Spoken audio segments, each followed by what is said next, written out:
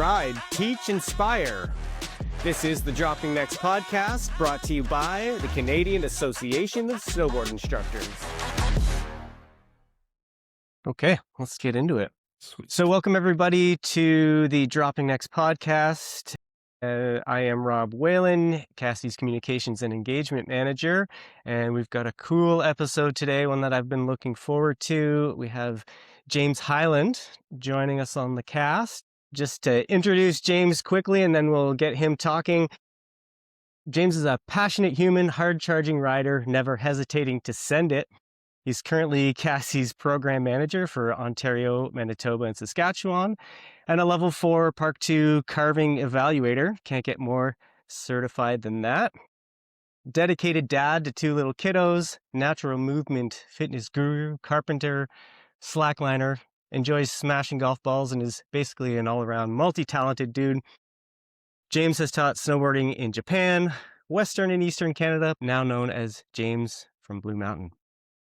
He has attended Interski and has been a member of the national technical team, a total boss in our association, and highly respected among our peers. So James, you were one of the ones who was really stoked on getting this podcast fired up when I introduced it to the team. So I'm excited to get you on and have a nice conversation. Did I miss anything in your intro there? Anything you want to add? No, I think you covered everything well, probably a bit much. But thanks for having me. I'm pretty stoked to just have a chat. Yeah, for sure. So just a little background for the why in this episode. So I had the opportunity to do one of the level 4 module with James last year, which was the riding module. And one of the things James said to our group in the closing of our 3 days together was to enjoy the process, because when it's done, it's done. So that hit me really hard when he said that, and I've been thinking about it ever since. And I think it would be a cool topic for anybody in the level 4, level 3 process. So I'd love to hear you expand on that. Tell us more about that concept. Yeah, sure. So I guess, and honestly, this kind of applies to any level and mostly anything in life. I came to it just obviously through experience. I went through the level 1, 2, and 3 process fairly quick and I didn't have a long journey, which set me up for when I hit the level 4, all of a sudden I was on a bit of a longer journey, and I wasn't used to that. I was used to just smashing it, getting it done, and moving on. And Sending it. Exactly. And through the experience of going for the level 4, the 2 times that I had to go back to exams, it kind of opened my eyes a lot to the process and the work that goes into the process. And I started coaching a little bit of natural movement at the time. I started broadening my horizons in terms of my snowboard career a little bit, went to Japan, and realized pretty soon after I passed the level 4 that all of the fun was building up to that. All of the exciting components to what I was searching for, what I was going for, had happened, and I was kind of left with this not emptiness, but like, wow, it's over. And so after experiencing that, it was quite a bit of reflection because I just really didn't know what to do. Obviously, it was like, okay, well, now I got to become a level 4 evaluator pretty soon after. But I think having done this through different sports, I kind of appreciate more now the building up, the process, because that's really what life's all about, right? The goal is the goal, but getting there is what we should be focusing on. And it actually detracts quite a bit from your focus and creating good intentions if you're always focused on that goal, because it becomes a negative implication if you aren't quote unquote successful. Where I think the successes are actually the daily wins, where you're going out and riding with some people that you're training with, you're even just going out and riding by yourself, learning something new in the teaching realm, bouncing ideas off other people. That's where the gold is. And a lot of people are trying to rush through. So that was a long-winded way of explaining what I'm trying to talk about. That was beautiful. And I like how my follow-up question was going to be, okay, so don't rush it, right? Which you concluded with there. Yeah, that's awesome and really refreshing to hear, as someone in the process. Well, I'm certainly not planning to rush anything, and my journey's been a lot longer to get to where I'm at. So it's kind of cool to like almost be given permission to like chill, take it at your pace, enjoy the steps along the way, learn from failure. Maybe you want to talk about learning from failure a little bit. Yeah, absolutely. That's kind of the gold mine right there. It's kind of how, I guess it's kind of how I've rolled through life, not necessarily on purpose, but seem to do the things the hard way, and that comes with I enjoy hard things. So with hard things comes failure, and with failure comes the ultimate growth. So if you're not trying hard things and you're not failing, then it's really hard to learn context for the entire environment. A lot of people go through, and if they just bang things off and they don't have any forces to push against and any failures to reflect upon, they're not left with long-standing lessons. It's almost it's a bit of a, it's not a lesser experience from their point, but I've had several people who have gone through fast through, say, even getting the level 4 their first time, and they come to me after and they're like, I don't even feel like I really know what I did to pass, because it just happened. So it's those failures that allow you that reflection time and build the character and give you the tools that then you can help pass on to other people that are in the process. So without failing the level 4 when I did, I can honestly say I would not have been the trainer that I am now. I wouldn't have the bag of tricks that I had to dig deep into and figure out through the process. So yeah, I mean, I used to use this sort of phrase all the time. If you're not failing, you're not learning. If you don't fall, you're not trying. So you just, yeah, I'm a big boundaries person, and trying to find those boundaries is where I find the money and the gold is for experience. That's cool. I mean, I feel like it's not the case, but it's almost like the standard was built in a way to allow people to have that experience. Like it's a hard standard to get to, right? So it's almost like embedded within it that at some point you're going to trip and then you're going to figure out how to get past that stumbling block and, realize your kind of ultimate potential. Yeah, 100%. I mean, thank goodness, because it's what makes it worthwhile. If it wasn't hard, is it really worthwhile? Does it Yeah. give you the same satisfaction? And we're talking about something that's pretty elite here. It can't be easy to get for everyone. No, certainly hope not. So let's dig into goal setting a little bit. I think it ties in really well with the topic. And before we talk about kind of the romantic aspect of setting goals, I'd be interested to hear a little bit about your goals. Yeah. Oh, well, I'm a big fan of creating some objectives. So goals, objectives. So I have a continued objective to be riding at the standard that is acceptable to be examining for the level 4. So that takes a lot of time and effort, concerted effort. As you move through life, things aren't as easy. So there's a lot of things in the off season. So if I set that one intention, I have a bunch of mini goals that help me build up to that progress. So I have some stuff that I need to be doing training wise in the off season, strength training, endurance training, cross training of any kind. And that sort of objectively sends me towards that ultimate goal of being able to examine. And then I also set myself up this year, just as an example of sort of a smaller goal within the season, is I want to be back running the Park 2 course. And my rail game over the last 2 seasons has dropped significantly after I had a pretty significant knee injury. And that's just a silly excuse. Really, I just haven't put in the time or the effort. And at the end of the day, so I'm going to put some more time in, make sure that my rail game's up to par so that I can feel confident and effective. The last thing I want to do is show up on a course and not look like I deserve to be running the course. And those environments can be difficult to kind of stay at par. Yeah, I mean, that's a pretty admirable goal for sure. We are, after all, with CASI, inspiring the world's best snowboard instruction. So, I mean, you coming at it, wanting to definitely be at the top of the game makes a lot of sense. That's a great goal. Yeah.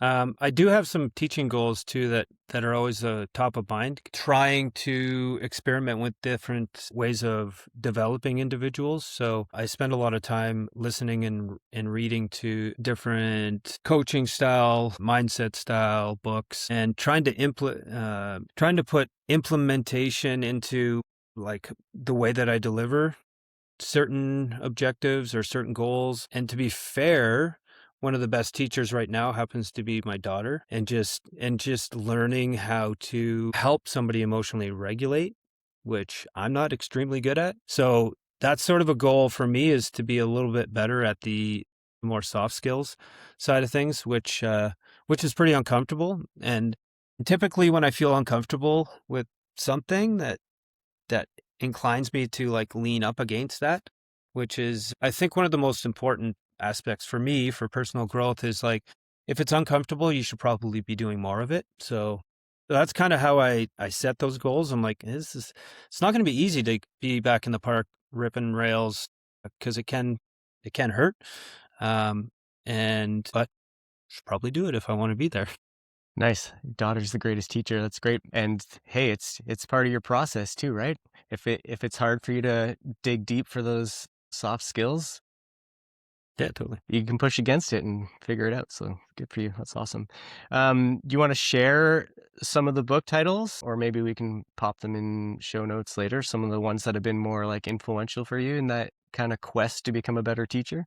Yeah, that's a good question. There's so many that I'd have a hard time summarizing them now. There is one book in particular. Let me remember what the title is. No, not going to happen. Not going to happen. Not going to happen. Well, we'll add it in later for the listeners to go and check it out. Yeah. I'm a big fan of reading books like that. I'm not a big fiction reader, but anything where I can take nuggets away for my own self-improvement, that's the kind of stuff I'm into. I do remember the author, and he's got a ton of amazing books. Dan Millman is the author. I just can't for the life of me remember the title of the book. All right. Well, you just regained some credibility there. We got the author. Nice. He's not blowing smoke, everyone. The Way of the Peaceful Warrior. Oh, there we go. It was there. So this was one of the most influential books that I've ever read in terms of my coaching career. It helped me round out, like we were just talking about, the soft skills, and reevaluated more of a holistic approach to everything. It was a hugely influential book. Really cool. Nice. So we talked about your goals for the season, which sound kind of more like life goals, which is pretty sweet. Get to tie those two together. Let's talk about some goal setting strategies that our fellow riders can apply. Yeah, sure. So, I mean, the obvious one is signing up for a course. So that would be sort of the outstanding goal, the one that's in the distance. Yeah, well, it gives you some objective. I often tell people that are training for the level 3 or the level 4, if they haven't signed up for an exam, they don't have an end target in sight. So it's really hard to objectively build any type of training schedule to no timeline. So creating a timeline. So if you're going to go and you want to challenge an exam, sign up for the exam immediately. That sets the intention. And without the intention set and the time frame, it's really hard to build up from there. So that would be step one. So sign up for your intended course. And then I guess everything that builds up to that, we have to start outsourcing training and what training looks like. So what I try to do is make sure I have an objective weekly for, say, it's a ride goal and a teach goal, and I make sure that I always hit that goal. So it's very similar to like trying to build, say, muscle. You have to have a specific amount of muscle you want to build, and then you're going to go through a certain amount of sets and reps per week to create the hypertrophy that actually gives you the muscle build that you're going for. So that's basically how I structure everything. Have the objective goal, the end state, and then I make these small, tiny mini goals that help me build towards that. So making sure that you keep your goals, your weekly goals, attainable. That was one of the biggest stumbling steps, and I still make them all the time. I set this like huge goal, And then I try to make my weekly goals almost unattainable. And it's better to create consistency than it is to create these like outlandish, epic weekly goals. Set some small intended goals, and that's going to help you get to that big goal at the end much more efficiently. Nice. Super well said. And it's kind of funny because I've got page 22 of the reference guide open here, which talks about goal setting. And our friend and colleague, Geneviève Piloteau, I asked her for a guest question to pose during our talk today, and she was hoping you would talk about or could talk about smart goal setting. So I had it open here just in front of me so that I could kind of follow along, and you literally hit every single one of the points: specific, measurable, achievable, realistic, and time-based. Nice. There you go. CASI's life, but smart goal. There you go. Cool. Well, I wasn't going to, we kind of went in a direction I wasn't expecting here. So I have another guest question from our boy Jeff Chandler, which is kind of the opposite of the question that Jen asked. He said, well, what about goal setting gone wrong? How to readjust? Yeah. I mean, goal setting, more often than not, you're probably going to find goal setting goes wrong. There's always going to be hitches. There's always going to be things like, say you get an illness, you get an injury, weather closures, like so much outside environment can change. So your contingency plan should always be get back on the plan. Okay, so there's going to be hiccups without a doubt, but your job as the person trying to achieve this end goal is to get back at it as soon as possible. I've heard some really cool advice, like say you feel like you're going to fall off, you have something come up, just try to do it anyways. Even if it's only a little bit, show up and just try to make sure that you're there for yourself and expect that you're definitely not going to do it all the time. Like, just, you have to be realistic. I guess it speaks back to the smart, be realistic and observe a little bit of respect for yourself, that like you're human. You're not going to be able to bang it out every single time, but don't get discouraged, get back at it. It's part of the journey. That's, I guess, a lot of what we were talking about. This is the journey. This is the process. And the stumbling blocks are actually what makes you better. So just embrace that. Go, okay, well, didn't make it today, didn't work today. I failed here. Time to get back at it. What I learned. Yeah. Came full circle there. We're back to the process, and it's interesting how the goals and all that and the failures all tie into that topic. It's pretty cool stuff. Okay, so time for a palate cleanser. Nice. I got 3 questions for you, unrelated completely. Your favorite CASI merch of all time? Actually, this shirt is one of them. Okay. The 25-year CASI. Yeah. And then the OG black CASI toque. It was kind of a long, more tubed out CASI toque. I saw Luc Boulanger was wearing it at Val Training. I still have that one. I'd say those are the 2 for sure. Okay, good But choices. you know what? These new hats are pretty dope too. They are good.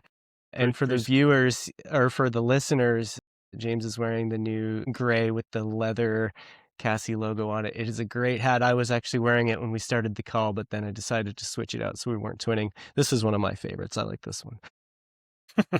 The 30th anniversary one. Okay, nice. Good answer. The best place to ride? In the world? Just whatever. Choose your own adventure.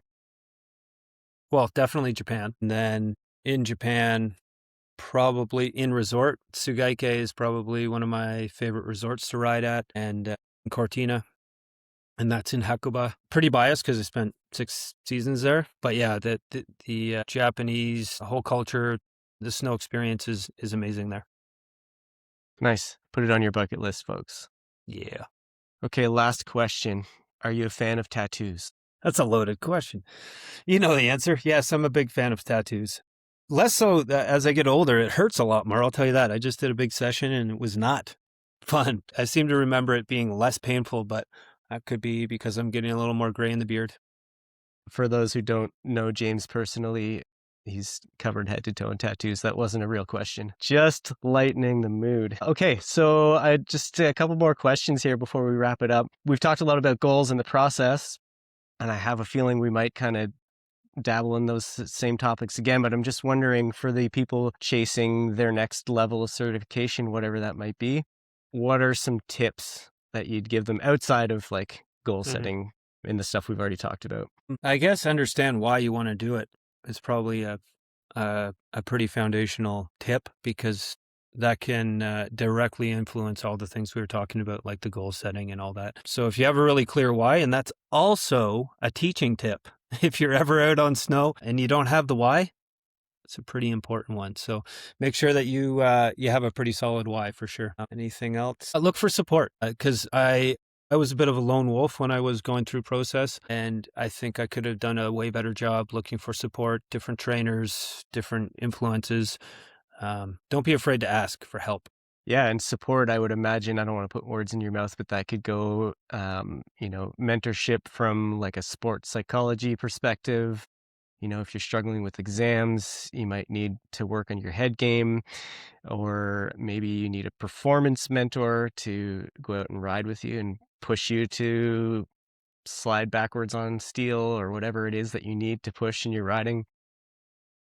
Mentorship comes in many forms. I'm like giving myself advice right now.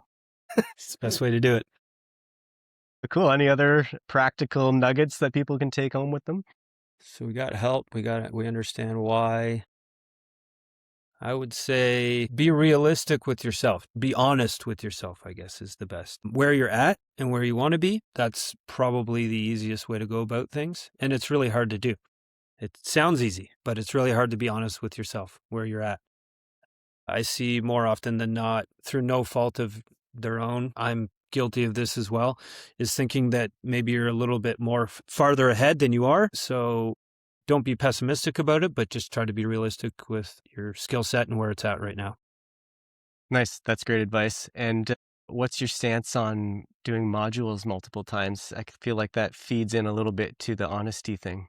No, 100%. I mean, that's the honesty thing that's looking for help. If you can and are able to, sitting in the environment where you're going to learn from somebody that's already been through the process, it's probably the best way to do it. Like growing up, I always rode with snowboarders that were far better than me, because that's how I got better. So going on courses like that, modules, great, absolutely amazing way to build community with other like-minded people, but also to like push your riding, push your teaching. It's where you're going to learn. It's not going to be solo. Totally. That community aspect and just being on course with people or riding with people, that's going to improve your mental game.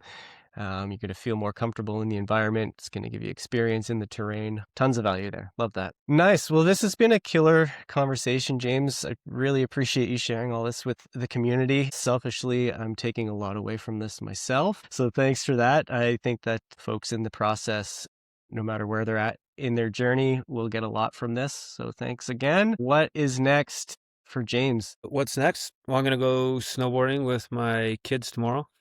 So that's probably next. And then Christmas. But super excited maybe to sit down with you again, Rob, and go shred with anybody that wants to shred. Hell yeah.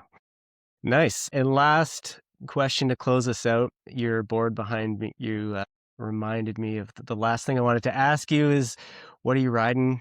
And I hear there's a phase binding in your life. Yeah, there Tell is. the people about it. I know you've been getting a lot of questions, so here's your forum. Yeah, I'm riding the Jones Mountain Twin Pro with the Mercury phase. Dope board, awesome binding so far, amazing. And then I have some things that go really, really well with the Mercury. So I'm super stoked on the setup, super responsive, best board I've ridden in a long time. Cool. And you're strapping in so fast. A lot faster than you are. Unless you got step-ons. They got me beat by a little bit still. That's okay, though. Oh, good. Well, cool. Thanks again, James. This has been awesome. And for the listeners, we'll catch you on the next episode. Awesome. Peace. Peace. Thanks.